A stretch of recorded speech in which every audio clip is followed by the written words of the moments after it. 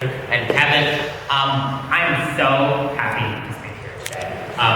One reason why I'm really glad is because here I get to see people that I've seen from their most desperate in their finest form.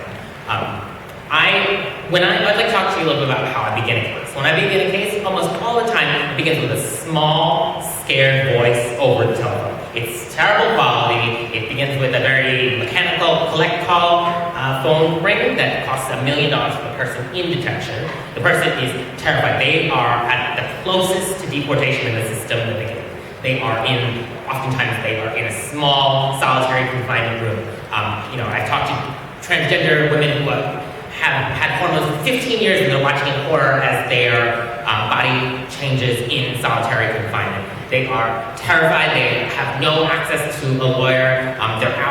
They're in the room for 23 hours a day, and they're this close to deportation. I often have trouble understanding what the person is saying because they're so scared and they've been alone for 23 hours a day and they haven't spoken to anyone. So what I love about my job is that I slowly get to try and get people from that small, scared little voice over the phone into meeting with them in detention. Meeting with them, trying to gather their story, because in the end, it's difficult to try and put someone's whole life into, an hour and a half court hearing in order to win, asylum, win them permanent relief to stay in this country. Comprehensive immigration reform needs to address detention. It won't be comprehensive without it. The whole detention system is very messed up. It's supposed to be a civil detention, not criminal detention. People are not in detention because of some crime, but because of their immigration status. But it's all messed up. We say, okay, it's civil detention, we don't get a lawyer. However, I have never seen anything look more. Immigration detention is jails. There are barbed wires, there are handcuffs, there are jumpsuits.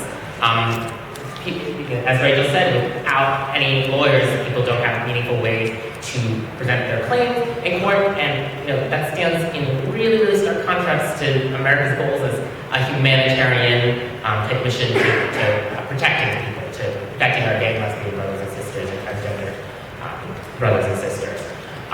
So I urge Schumer and everyone else that is responsible for comprehensive immigration reform, we need to make sure detention is included. We need to make sure that, hey, solitary confinement is used as a last resort if you must detain LGBT people at all.